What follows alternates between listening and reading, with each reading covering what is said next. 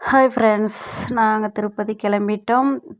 திருப்பூர்லேருந்து காட்பாடியில் இறங்கி அப்படியே ஒரு டீ ஒன்று குடிச்சிட்டு அதுக்கப்புறம் பார்த்துட்டிங்கன்னா நாங்கள் அங்கேருந்து பஸ்ஸில் தான் கிளம்புறோம்.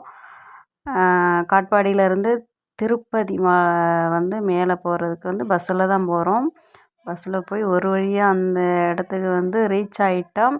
அதுக்கப்புறம் வந்துட்டு நம்ம குளிச்சுட்டு கிளம்பி ட்ரெஸ் சேஞ்ச் பண்ணிவிட்டு வந்து கிளம்புறோம். இந்த இடத்துல தான் மெயினாக வந்து என்ட்ரன்ஸு. இந்த என்ட்ரன்ஸில் வந்ததுனா நாம் வந்து இதுக்குள்ளே போய் தான் நம்ம குளிச்சுட்டு கிளம்பி ட்ரெஸ் சேஞ்ச் பண்ணிவிட்டு சாமி கும்பிட கோயிலுக்கு போகிறோம். போயிட்டு சாமி 20 மணி நேரம் நம்ம வந்து சாமி வந்து தரிசனம் பண்ணோம். நான் வந்து வெள்ளிக்கிழமை அன்னைக்கு 2:30 மணிக்கு லைனில் நின்னேன். அடுத்த நாள் சனிக்கிழமை 2:30 மணி ஆயிடுச்சு, 2 மணி ஆயிடுச்சு. திருப்பி வெளியில் வந்தோம்.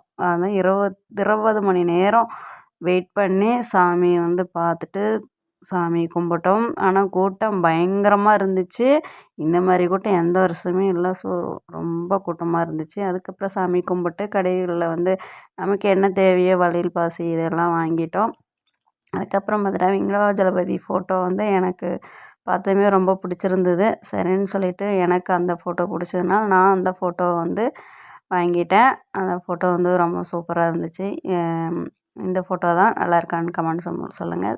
அதுக்கப்புறம் அதே இடத்துக்கு திருப்பி நம்ம வந்து ரீச் ஆகிட்டோம். 2 மணி ஒரு நாள் ஃபுல்லாக தான் அந்த லைன் க்யூலேயே நின்னோம்.